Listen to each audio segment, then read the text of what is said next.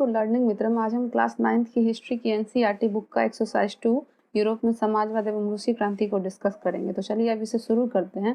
जैसा कि यहाँ पे चैप्टर के अनुसार यूरोप में समाज एवं रूसी क्रांति के बारे में जानेंगे कि यूरोप में समाजवाद का उदय किस तरीके से हुआ और रूसी क्रांति क्या थी। 1917 में रूसी क्रांति हुई थी और यूरोप में समाजवाद जो है वो फ्रेंच रेवोल्यूशन यानी कि 1789 ईस्वी की क्रांति के बाद हुआ था। हमने जो है पिछले अध्याय में फ्रांसीसी क्रांति के बारे में पढ़ा था कि फ्रेंच रेवोल्यूशन जो है वो 1789 ईस्वी में क्यों हुआ, कैसे हुआ और किस तरीके से लुई 16 का अंत हुआ था और जो है प्रजातंत्र की स्थापना हुई थी। तो जिस समय 1789 ईस्वी के बाद यूरोप में फ्रांस में जो है प्रजातंत्र की स्थापना हो चुकी थी, तो उसके बाद समस्त यूरोप में जो है यह क्रांति की लहर उठ गई थी कि सभी जगह पर जो है प्रजातंत्र की स्थापना हो जानी चाहिए। इसलिए इस समय जो समाज है वो क्या हो रहा था, तो उसमें परिवर्तन काफ़ी ज़्यादा हो रहा था। मतलब यह परिवर्तन का युग कहा जा रहा था। इस समय नेपोलियन ने भी क्या किया था, तो उसने भी प्रण लिया था कि वो उसका भी एक सपना था कि वो क्या कर सके कि जिस तरीके से फ्रांस में समाजवादी व्यवस्था का आगमन हुआ है, प्रजातांत्रिक व्यवस्था की स्थापना हुई है और राजतंत्र की समाप्ति हुई और निरंकुश व्यवस्था का अंत हुआ, उसी तरीके से समस्त यूरोप में जो है प्रजातंत्र की व्यवस्था की स्थापना जो है वो होनी चाहिए। नेपोलियन यही सपना देखा करता था और उसका एक आत्मविश्वास भी था और वह इसके लिए काफ़ी ज़्यादा प्रयास भी किया था। काफ़ी समय तक उसने अपने प्रयास को जारी भी रखा। बहुत सारे क्षेत्रों में उसने प्रजातंत्र की स्थापना करने का प्रयास किया, इटली, ऑस्ट्रिया जैसे इलाकों में। लेकिन 1815 ईस्वी में वाटरलू की युद्ध जब हुआ था, तो उस समय जो है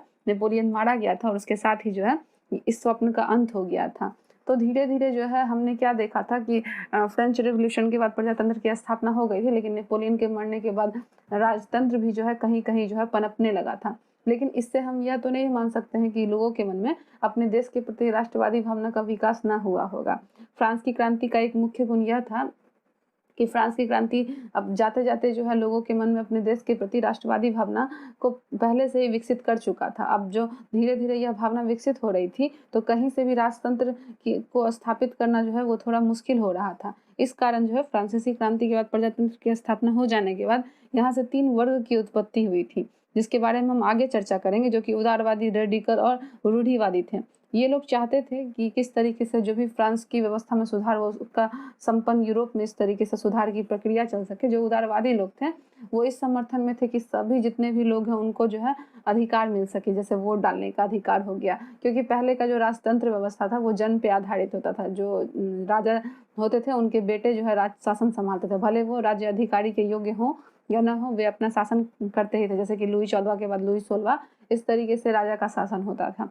तो प्रजातंत्र के आ जाने के बाद जो है उदारवादी संगठन यही चाहते थे कि अब जो है मतलब प्रजातंत्र की स्थापना हो और लोगों को अपना अधिकार मिले। उदारवादी की यही मतलब आकांक्षा थी। और रेडिकल जो है वो भी थोड़ा बहुत थे, लेकिन वो उससे अधिक सुधार की भावना रखते थे। रेडिकल ग्रुप के समूह इन लोगों का मानना था कि उदारवादी से ये थोड़े से भिन्न थे। उदारवादी संगठन में कुछ कुछ लोगों को मान्यता दी गई थी वोट डालने की, लेकिन जो रेडिकल समूह थे उनका मानना था कि सामान्य लोगों को भी अधिकार दिया जाए। क्योंकि फ्रांसीसी क्रांति के बाद भले ही राजतंत्र का अंत हो गया था, लेकिन समाज में जो है बहुत सारे ऐसे वर्ग थे जिनको स्थान नहीं दिया गया था, जिन्हें समानता का हक नहीं मिला था। तो रेडिकल का यही प्रयास था कि स्त्रियों की स्थिति में सुधार किया जाए, उनको भी वोट डालने का अधिकार दिया जाए और जो निम्न वर्ग के लोग हैं उनको भी वोट डालने का अधिकार दिया जाए। सब क्या होते हैं, समान होते हैं और जन्म से जो है वो स्वतंत्र पैदा होते हैं। रूढ़िवादी व्यवस्था जो थी वो इन सब का विरोध करती थी कि मतलब वो दोनों के पक्ष में नहीं थी, ना तो उदारवादी व्यवस्था के पक्ष में थी और नहीं रेडिकल विरोधी भावना के पक्ष में थी। उसका अपना एक अलग ही थ्योरी था। रूढ़िवादी व्यवस्था के अनुसार जो है वो यह चाह रहे थे कि ऐसी व्यवस्था की स्थापना हो सके जहाँ पे पुरानी व्यवस्था का अंत भी ना हो। मतलब जो भी प्रक्रिया अभी चली है उसमें धीरे धीरे सुधार हो सके, एकाएक जो है यहाँ पे सुधार नहीं हो सके। क्योंकि समस्त यूरोप में प्रजातंत्र को लाना बहुत आसान बात नहीं था, क्योंकि इंग्लैंड में और रूस में बहुत सारी ऐसी जगहों पर राजतंत्र को पसंद किया जाता था। हम जब चैप्टर के अंतर्गत देखेंगे कि बहुत सारे जगहों पर जो है जिस तरीके से मान लीजिए कि ब्रिटेन की जो सरकार थी वो चर्च ऑफ इंग्लैंड का समर्थन करती थी, ऑस्ट्रेलिया और स्पेन जो है वो भी कैथोलिक चर्च के समर्थन में थे। तो बहुत सारे ऐसे लोग थे जो अभी भी राज व्यवस्था चाहते थे, लेकिन यहाँ पे उदारवादी और रेडिकल समूह जो थे वो लोकतंत्रवादी व्यवस्था की स्थापना चाहते थे। लेकिन जो रूढ़िवादी थे उनका यह मानना था कि मतलब जो भी हो उसकी प्रक्रिया धीरे-धीरे हो, और जो हमारी पुरानी विचारधारा है, जो समाप्त नहीं होनी चाहिए, उसको भी बनाए रखना चाहिए। मतलब राजतंत्र के कुछ गुण को भी बनाए रखना चाहिए और प्रजातंत्र के भी गुण को बनाए रखना चाहिए। यहाँ पे एकाएक जो है वो परिवर्तन नहीं करना चाहिए, और हमारी जो अतीत की कुछ सांस्कृतिक विधियाँ हैं उसको हमको ठुकराना नहीं चाहिए। बदलाव अवश्य हो, लेकिन यह प्रक्रिया कैसी होनी चाहिए? धीमी होनी चाहिए। यही था रूढ़िवादी विचारधारा के लोगों का मानना। हमने देखा कि फ्रांसीसी क्रांति के बाद जो है 18वीं सदी के बाद एक ऐसे मतलब व्यवस्था का उत्पन्न हुआ जिसमें कि 3 समूह थे। हमने जाना उदारवादी के बारे में, रेडिकल के बारे में और रूढ़िवादी व्यवस्था के बारे में। अब हम जानेंगे कि औद्योगिक समाज और सामाजिक परिवर्तन क्या हुआ।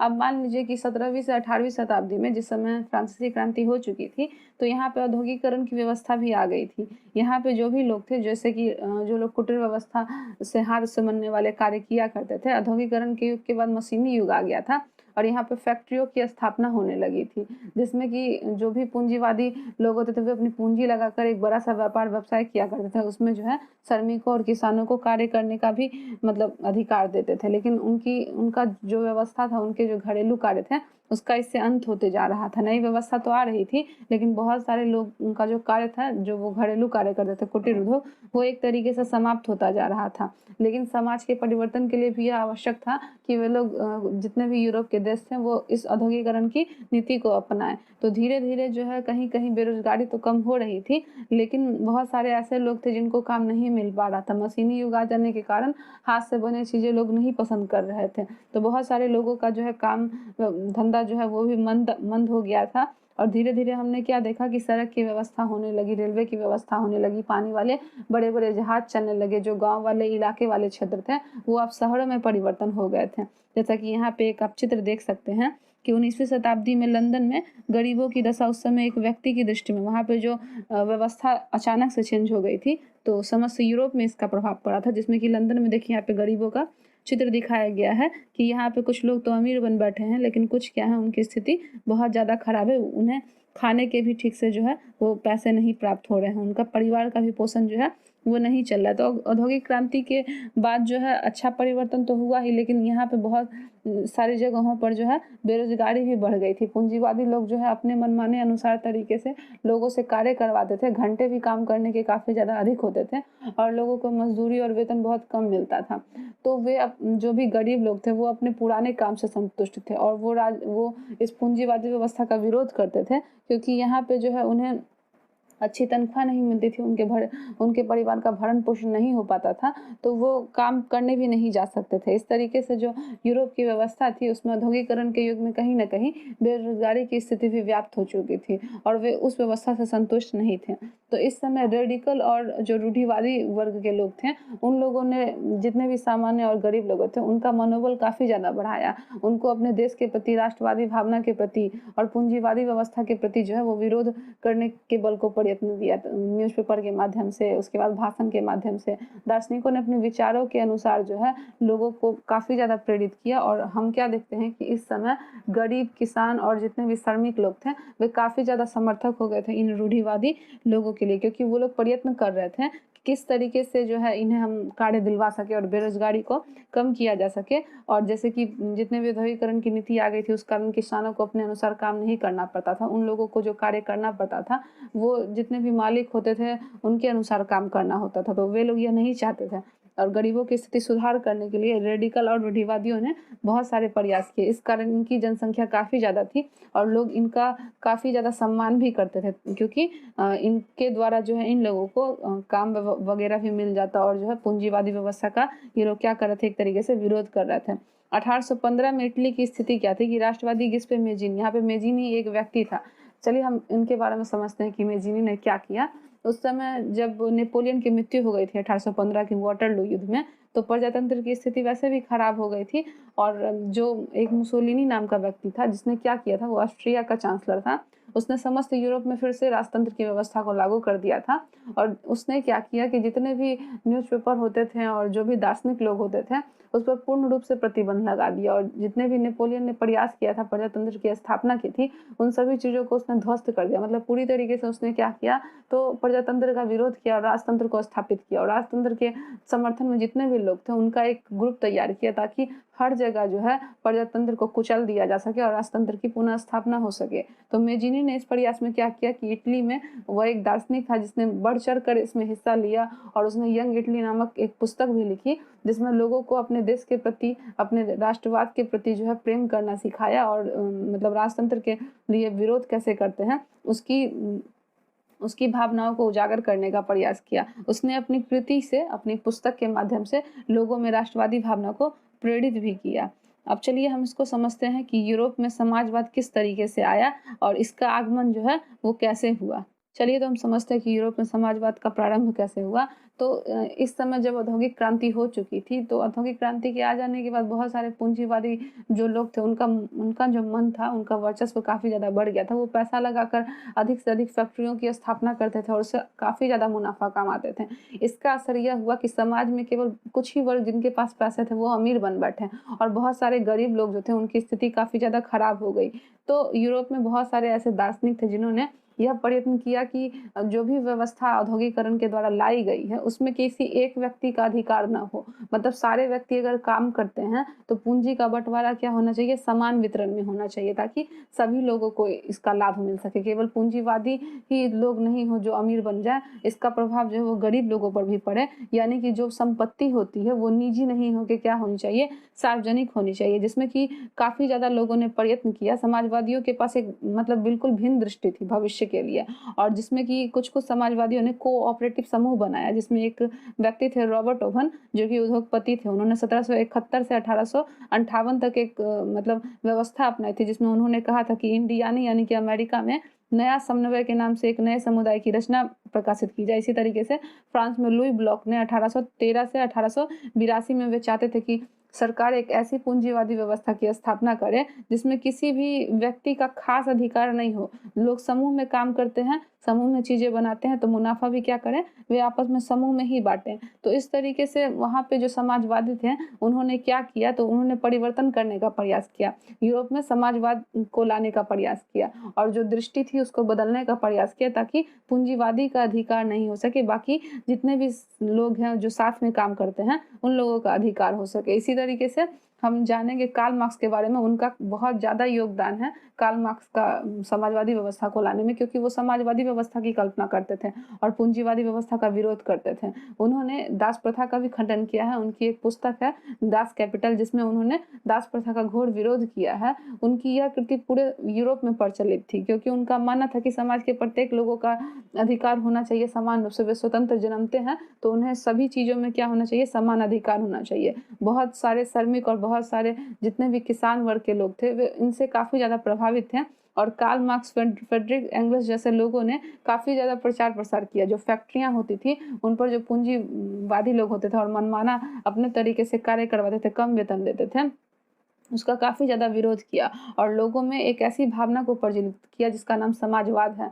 समाजवाद की भावना इतनी ज़्यादा प्रबल हो गई कि श्रमिक लोग और किसान लोग जो है पूंजीवादी व्यवस्था का विरोध करने लगे और उनका भी यही मानना था कि संपत्ति जो है उसका बंटवारा सबके लिए होना चाहिए। इससे पूंजीवादी व्यवस्था भी इसमें काफ़ी ज़्यादा सुधार हो जाएगा और मजदूरों की भी स्थिति जो है वो काफ़ी ज़्यादा सुधर जाएगी। तो चलिए अब हम अगले पॉइंट पर चलते हैं, समाजवाद के लिए समर्थन। इसको जानेंगे कि समाजवाद के समर्थन में किन लोगों का मुख्य रूप से योगदान था। समाजवाद के लिए समर्थन जो है पूरे यूरोप के लोगों ने दिया, मतलब जो श्रमिक थे और जो किसान वर्ग थे इनका समर्थन और मध्यम वर्ग के लोगों का काफ़ी ज़्यादा समर्थन प्राप्त हुआ। 1870 ईस्वी के दशक तक आते आते समाजवादी विचारधारा पूरे यूरोप में फैल गई थी जिसमें कि बहुत सारे प्रयास किए गए। समाजवादियों ने द्वितीय इंटरनेशनल के नाम से एक अंतर्राष्ट्रीय संस्था भी बनाई और जर्मनी और इंग्लैंड में बहुत सारे ऐसे स्थलों पर सुधार किया जा रहा था जहाँ पे पूंजीवादी व्यवस्था का कठोर रूप हमें देखने को मिला था। तो उसके बाद जो है इस व्यवस्था में सुधार लाने के लिए और समाजवाद की स्थापना के लिए पूंजीवादियों के द्वारा कार्य को घंटों में बांट दिया गया और लोग जो है वो ग्रुप में काम करने लगे और जो पूंजी का बंटवारा है वो समान रूप में होने लगा, जिसके लिए जर्मनी में एक सोशल डेमोक्रेटिक पार्टी की स्थापना भी की गई जिसका नाम SPD है। उसके अनुसार बहुत सारे लोग इस संगठन से जुड़ जा रहे थे और 1905 में ब्रिटेन में भी समाजवादियों ने एक अलग से यूनियन आंदोलनकारी का लेबर पार्टी बना लिया था जिसमें ये श्रमिक दल जुड़ जाते थे और पूंजीवादी व्यवस्था का विरोध करता था अगर इनके पक्ष में नहीं थी। 1914 तक आते आते जो है फ्रांस में भी सोशलिस्ट पार्टी बन गई थी। मतलब यूरोप में समझ लीजिए कि सारे सोशलिस्ट समाजवादियों को एक करने के लिए एक पार्टी बनाई गई थी। और हम क्या देखते हैं कि 1914 के बाद आते आते रेडिकल रूढ़िवादी और जितने भी उदारवादी थे उनका ही मतलब काफ़ी ज़्यादा वर्चस्व बढ़ा रहा। ये लोग क्या किए थे, तो श्रमिक और जितने भी लेबर थे और जितने भी किसान थे उन लोगों को काफ़ी ज़्यादा प्रेरित किया था और अपनी अधिकार के बारे में भी उन लोगों को जागृत किया था। जैसे कि यहाँ पे देखिए आपको एक चित्र दिख रहा होगा, ये यूरोप का ही एक चित्र है जिसमें कि आपको यहाँ पे बहुत सारे लोग श्रमिक के रूप में दिख रहे होंगे, किसान के रूप में, इनके कितने ज़्यादा ग्रुप हैं और बीच में जो है पूंजीवादी व्यवस्था का किस तरीके से विरोध भी किया जा रहा है। तो हमने क्या समझ लिया, समाजवाद के निर्माण में समर्थन। यहाँ पे देखिए एक चित्र, इसके बारे में क्या कहा जा रहा है कि यह जो चित्र है यह पेरिस कम्यून 1871 का एक चित्र है। इस चित्र में मार्च और 1871 के बीच जन विद्रोह को दर्शाया गया, जहाँ पे लोगों ने विरोध किया, जिसमें कि कौन कौन लोग शामिल होंगे, तो श्रमिक और किसान। यह ऐसा दौर था जब पेरिस के नगर में परिषद कम्यून पर मजदूर, आम लोग और पेशेवर राजनीतिक कार्यकर्ताओं को लेकर बनाई गई थी। जन सरकार ने कब्जा कर लिया था और यह उथल पुथल फ्रांसीसी सरकार की नीतियों के प्रति बढ़ते असंतोष के कारण पैदा हुई थी। यद्यपि पेरिस कम्यून के अंतः सरकारी टुकड़ियों के कुचल डाला गया और इसके लिए दुनिया भर में समाजवादियों ने और समाजवादी क्रांति की पूर्व पीठिका के रूप में इसका जमकर जश्न मनाया। पेरिस कम्यून और दो चीज़ों की वजह से आज भी याद रखा जाता है। एक मजदूर और लाल झंडे का उदय इसी घटना से हुआ। कम्युनिटी ने अपने लिए वही झंडा चुना जो 2 मार्च के लिए इस घटना के बाद पेरिस कम्यून और मुक्ति संघर्ष का प्रतीक बन गया। उल्लेखनीय है कि इस गीत को मूलतः 1792 में युद्ध गीत के रूप में लिखा गया। जैसे कि यहाँ पे देखिए ये पेरिस की घटना है, जहाँ पे श्रमिकों ने और किसानों ने और जो समाजवादी लोग थे उन्होंने काफ़ी ज़्यादा विरोध किया है। हम यह पिक्चर देख के समझ सकते हैं कि उस समय जो है समाजवाद की लहर जो है वो पूरे यूरोप में दौड़ चुकी थी। चलिए हम रूसी क्रांति पर नज़र डाल लेते हैं। रूसी क्रांति जो है इसका यूरोप में काफ़ी ज़्यादा महत्वपूर्ण स्थान है। यह 1917 ईस्वी में हुई थी। इसे अक्टूबर की क्रांति के नाम से भी जाना जाता है। रूसी क्रांति इसलिए काफ़ी ज़्यादा प्रचलित हुई थी क्योंकि रूस की सत्ता पर समाजवादियों ने कब्जा कर लिया था। फरवरी 1917 तक आते आते जो है राजशाही का पतन हो गया था और यह घटना जो है अक्टूबर की घटनाओं में शामिल थी, इसलिए इसे अक्टूबर की क्रांति कहा जाता है इसे। तो 1917 की क्रांति को हम अक्टूबर की क्रांति के नाम से भी जानते हैं। और आपको यह भी क्वेश्चन आपके बुक में भी पूछा जा सकता है, जैसा कि यहाँ पे लिखा गया है कि मतलब यह युद्ध जो मतलब यह जो क्रांति थी 1917 की, यह क्यों हुई थी और क्रांति के समय रूस के सामाजिक और राजनीतिक हालात कैसे थे। इन सवालों का जवाब ढूंढने के लिए इस क्रांति के बारे में हम जानेंगे कि यह क्रांति जो है वो क्यों हुई थी और किस लिए हुई। तो चलिए हम हमसे जानते हैं कि रूसी साम्राज्य जो है 1914 के समय वो क्या। चलिए इसे हम समझ लेते हैं कि 1914 में यह क्रांति किस लिए आ गई और रूसी क्रांति 1917 में क्यों हुई। तो 1914 तक रूस में जो है जार निकोलस द्वितीय का शासन था। जार मतलब राजा होता था। जार का अर्थ यहाँ पे पानी का एक बर्तन होता था और उसका अर्थ राजा के माध्यम से निकाला जाता था। तो वहाँ पे मॉस्को का कुछ क्षेत्र था जिसका बहुत सारा क्षेत्र उसी के अंडर में था, जार निकोलस द्वितीय के शासन में, जिसे हम आज Finland, Latvia, Lithuania, Estonia, Poland, Ukraine और बेलारूस के नाम से जानते हैं। ये सारे के सारे जो अंग थे ये रूसी ही साम्राज्य के अंग थे। आप सोच लीजिए कि यह जो है कितना बड़ा साम्राज्य होगा। यह साम्राज्य प्रशांत महासागर तक फैला हुआ था और मध्य एशिया राज्यों के साथ साथ यहाँ पे जॉर्जिया, आर्मेनिया और अजरबैजान भी शामिल थे, इसके अंतर्गत आता था। रूस में ग्रीक ऑर्थोडॉक्स चर्च की शाखा थी और वहाँ पे इसे मानने के लिए ही लोगों को बाध्य किया जाता था, चूँकि रूस में जो है और भी जातियाँ रहती थी जिसमें कि उन जातियों के नाम थे कैथोलिक, प्रोटेस्ट और मुस्लिम और बौद्ध भी शामिल थे। तो वो इन बातों को नहीं मान रहे थे, ऑर्थोडॉक्स को वो नहीं मानना चाहते थे। यही सारी बहुत सारे ऐसे अवश्यंभावी कारण हुए होंगे जिस कारण रूस में 1917 की क्रांति लागू की गई होगी। देखिए यहाँ पे एक आपको चित्र दिखाया जा रहा है जो सेंट पीटर्सबर्ग स्थित विंटर पैलेस के व्हाइट हॉल में जार निकोलस द्वितीय का चित्र यहाँ पे बना हुआ है 1900 में। यहाँ पे आप देख सकते हैं ये राजा है, जो जार है उसको कहा जाता था। जार का अर्थ राजा होता था, जो कि जार निकोलस द्वितीय के नाम से जाना जाता था। वहाँ पे कहाँ यह रहा करता था, तो सेंट पीटर्सबर्ग स्थित होटल में। यहाँ पे देखिए एक मैप दिया गया है 1914 का यूरोप का मानचित्र में रूसी साम्राज्य और पहले महायुद्ध में शामिल यूरोपीय देशों को दर्शाया गया। देखिए यहाँ पे केंद्रीय शक्तियाँ जो है वो कितनी अधिक है आपको दिख रहा होगा और जो मित्र शक्तियाँ हैं वो भी देखिए। और देखिए यहाँ पे रूसी साम्राज्य आपको जो है कितने बड़े क्षेत्र में दिख रहा होगा, मतलब रूस का जो साम्राज्य है वो कितना ज़्यादा विशाल था। और इस समय जो है यहाँ पे जार निकोलस द्वितीय का शासन था। यहाँ पे आप देख सकते हैं कि रूसी साम्राज्य जो है यूरोप में वो किस तरीके से फैला हुआ था। अब चलिए हम जानते हैं यहाँ की अर्थव्यवस्था और समाज की स्थिति कैसी थी। रूस के अर्थव्यवस्था और समाज की स्थिति 20वीं शताब्दी में जो है रूस में अर्थव्यवस्था और समाज की स्थिति कैसी थी, तो यहाँ का एक बहुत बड़ा हिस्सा, समझ लीजिए कि 85% हिस्सा जो है वो खेती-बाड़ी पर निर्भर था, मतलब कृषि पर निर्भर था। और यहाँ पे समझ लीजिए कि बहुत कम ही जनता ऐसी थी जो पूंजीवादी व्यवस्था के रूप में थी। तो धीरे-धीरे जब यहाँ पे मतलब औद्योगिकरण की नीति आ गई, तो ज़्यादातर जनताएँ जो है वो कृषि पर निर्भर हुआ करती थी। लेकिन औद्योगिकरण की नीति के आ जाने के बाद जो पूंजी वर्ग थे, तो उन्होंने क्या किया, बड़ी-बड़ी फैक्ट्रियों की स्थापना कर दी और इसमें जो है बहुत सारे श्रमिक और किसानों की आवश्यकता थी, जिन्हें वहाँ पे काम में लगाया जाता था। इसमें क्या था कि जो कम पढ़े लिखे लोग थे उनका वेतन अलग होता था, जो अधिक पढ़े लिखे लोग थे उनका जो वेतन है उनसे ज़्यादा होता था। और यहाँ पे महिलाएँ भी काम किया करती थी, काम के घंटे भी जो हैं वो अलग-अलग बाँटे गए थे।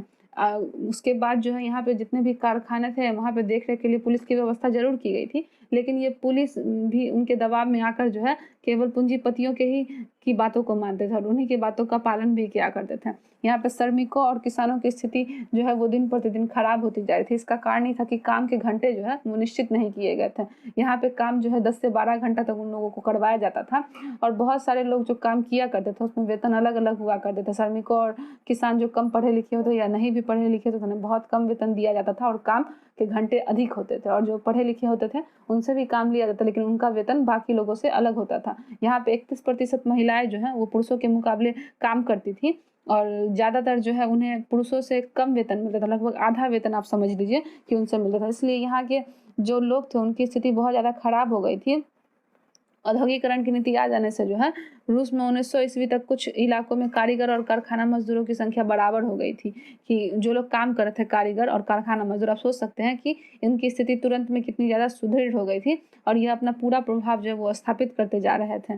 तो हमने देखा यहाँ पे आगे जाकर धीरे-धीरे सामाजिक स्तर पर जो मजदूर बटे हुए थे वे क्या कर रहे थे, तो उनके साथ गहरे संबंध बनाए थे। बहुत सारे मजदूरों को यहाँ पे काम भी करना पड़ता था। सेंट पीटर्सबर्ग में एक धातु मजदूर था, वो बोलता है कि धातुकर्मी मजदूरों में खुद को साहब मानते थे, मतलब जो ज़्यादा पढ़े लिखे लोग होते थे वो अपने आप को एक साहब मानते थे और ऊंचा दर्जा समझते थे बाकी लोगों से। 1914 में फैक्ट्री मजदूरों में औरत की जनसंख्या जो है और वो 31% थी और इसके कारण जो है मतलब जो पढ़े लिखे लोग होते थे वो अन्य लोगों से ज़्यादा प्रशिक्षित होते थे और उनकी निपुणता भी जो होती थी, काम करने की निपुणता वो अधिक होती थी, इसलिए इनका वेतन भी जो है वो अधिक होता था। देखिए यहाँ पे एक चित्र दिया है क्रांतिपुर में, एक डॉर्मिटर में बने बंकर में सोते मजदूर, मतलब यहाँ पे मजदूरों को एक साथ सुलवाया जाता था और वे पालियों में बारी-बारी से सोते थे और परिवार के साथ नहीं रहते थे, मतलब पूरे समय इनसे काम लिया जाता था। वे इतने थक जाते थे कि परिवार को समय भी नहीं दे पाते थे और इसके अलावा जो मतलब पढ़े लिखे लोग होते थे जिनको प्रशिक्षण दिया गया था, जो काम में निपुण होते थे, उनके लिए रहने की अच्छी व्यवस्था होती थी, खाने-पीने के लिए भी अच्छी व्यवस्था होती थी। तो हमने देखा कि जो व्यक्ति अधिक सक्षम होते थे उनका वेतन जो है बाकी अन्य लोगों के मुकाबले अच्छा वेतन उन्हें दिया जाता था। इनके विभेद करने के कारण ही जो है रूस की स्थिति दिन प्रतिदिन जो है वो खराब हो रही थी, जिस कारण यहाँ के मजदूर और श्रमिक लोगों ने मिलकर जो है हड़ताल करना शुरू कर दिया और 1896 से 97 के बीच कपड़ा उद्योग में, 1902 में धातु उद्योग में हड़तालों के कारण काफ़ी ज़्यादा रूस की व्यवस्था पर असर पड़ा और यह व्यवस्था जो है काफ़ी ज़्यादा नीचे गिरती चली गई। देहात में जो ज़्यादातर ज़मीनें होती थी उस पर किसान अपना खेती करते थे और यहाँ पे जो संपत्ति पे सामंत राजशाही और ऑर्थोडॉक्स चर्च का कब्जा था। कहने का अर्थ यह है कि राजशाही व्यवस्था के अंतर्गत जो है सामंत राजशाही और ऑर्थोडॉक्स क्या करते थे, तो उनसे अधिक से अधिक कर लेते थे। किसान धार्मिक स्वभाव के होते थे, चर्च उन्हें जो है डरा धमकाकर और पवित्र और पाप पुण्य के बारे में अर्थ समझाकर उनसे ज़्यादा पैसा वसूलता था और जो बचे खुचे उनके पास धन होते थे वो सामंत लोग वसूला करते थे और बदले में उन्हें राजा को भी कर देना पड़ता था।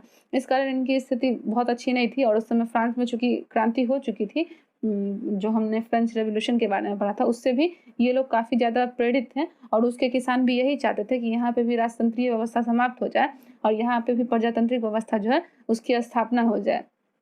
बहुत सारे किसानों ने क्या किया था कि जब वो लगान नहीं चुका पाते थे तो कई जगह पर जमींदारों की हत्या भी कर दी जाती थी और 1902 में दक्षिण रूस में बहुत सारी ऐसी घटनाएं हमें देखने को मिलती है। 1905 में रूस में बहुत सारी ऐसी घटनाएं घटने भी लगी थी।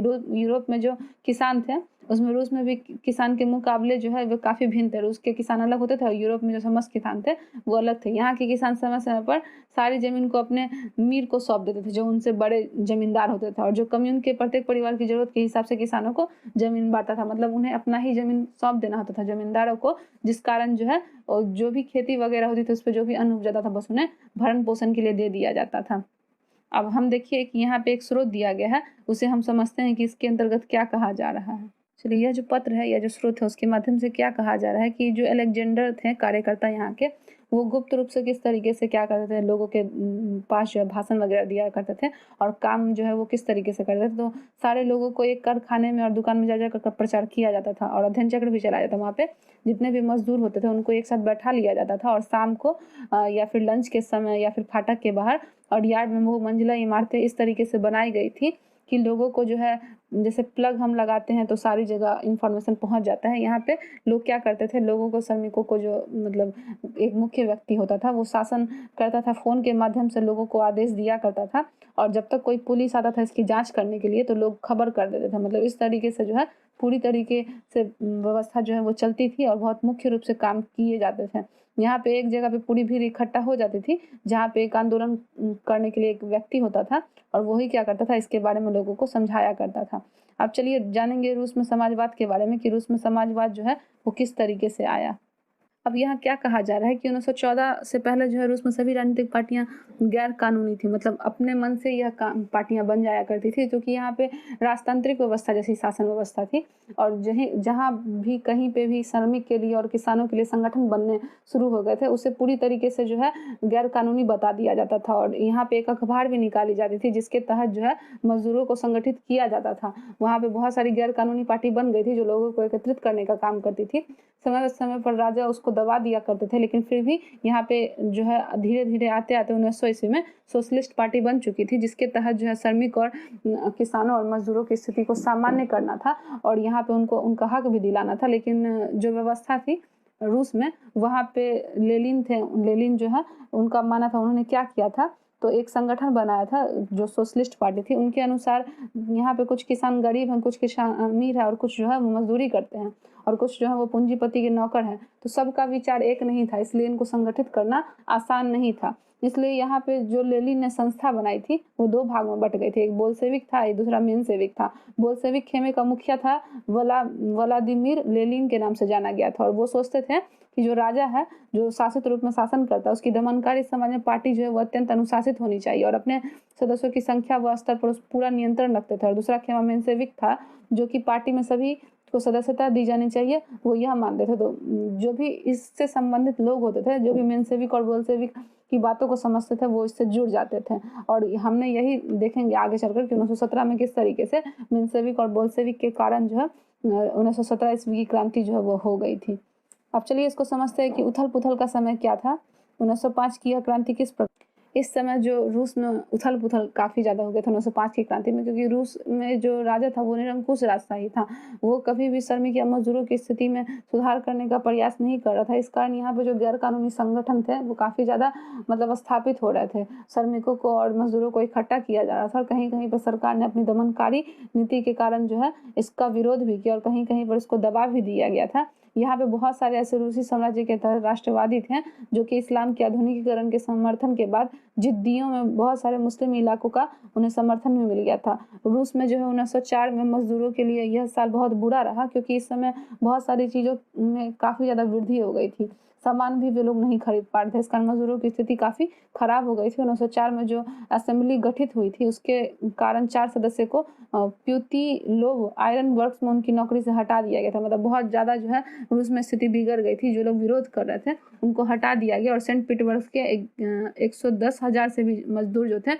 उन्होंने यह मांग करना शुरू कर दिया कि जो हम कार्य करते हैं उसमें घंटे काफ़ी ज़्यादा होते हैं, उसका विरोध करके उन लोगों ने घटाकर इसे मतलब 8 घंटे में परिवर्तित कर दिया था। तो लोगों ने अपनी स्थिति में सुधार लाने का प्रयास किया था। इस कारण जो राजशाही व्यवस्था थी उनके द्वारा जो है यहाँ पे बहुत सारे जो विद्रोह हो रहे थे उसको दबाने के लिए जो है बहुत प्रयास किया जाने लगा। और यहाँ पे उसी समय एक घटना हो गई थी जार के महल में, जब पादरी गेपॉन के नेतृत्व में मजदूरों का एक जुलूस निकला था। यहाँ पे उन्होंने जुलूस पर पुलिस और कोकेस के मजदूरों ने हमला बोल दिया, जिसमें 100 से ज़्यादा मजदूर मारे गए और 300 घायल हुए थे। 1905 की क्रांति एक घटना जब हुई थी इसे खूनी रविवार कहा गया था, क्योंकि यह रविवार के दिन हुई थी और इसमें 100 से अधिक मजदूर जो है वो मारे गए थे। यहाँ पे वकील, डॉक्टर, इंजीनियर और मध्य वर्गीय जो कामगार थे संविधान सभा में गठन की मांग करने लगे कि उन्हें भी जो है हक दिया जा सके और यूनियन ऑफ यूनियंस की स्थापना भी कर दी गई थी। 1905 तक आते आते जो है जार एक निर्वाचित पारदर्शिता बन गया और ड्यूमा गठन पर अपनी सहमति भी दे दी थी कि लोगों को जो है जितने भी श्रमिक और जितने भी किसान हैं और जितने मध्यम वर्ग के लोग हैं उनको भी जो है अधिकार दिया जा सके। 1905 के बाद जो है बहुत सारी कमेटियां बननी शुरू हो गई थी। 75 दिन के भीतर यहाँ पे बहुत जो पुनर्निर्वाचित दूसरी ड्यूमा थी उसको 3 महीने के लिए बर्खास्त भी कर दिया गया। जिस तरह की जवाबदेही हुई थी, अपनी सत्ता पर किस तरह का अंकुश नहीं चाहते थे और उसने मतदान कानून में फेरबदल करना शुरू कर दिया। ड्यूमा में रूढ़िवादी राजनेताओं को भर डाला गया था कि किस तरीके से जो श्रमिक और किसान हैं उनका विरोध किया जा सके, उनकी व्यवस्था को बंद किया जा सके। उदारवादी और क्रांतिकारियों को बाहर रखा गया। इस कारण जो है हम क्या देखते हैं कि रूस में जो श्रमिक और मध्यम वर्ग और किसान लोग थे वे लोग क्या किए, राजाशाही और निरंकुशशाही व्यवस्था के विरुद्ध हो गए थे और तत्पश्चात जो है 1917 ईस्वी की क्रांति जो है वो अवश्यंभावी हो गई थी, जिसके बारे में हम जो है अगले वीडियो में पढ़ेंगे। यह वीडियो का पार्ट 1 था।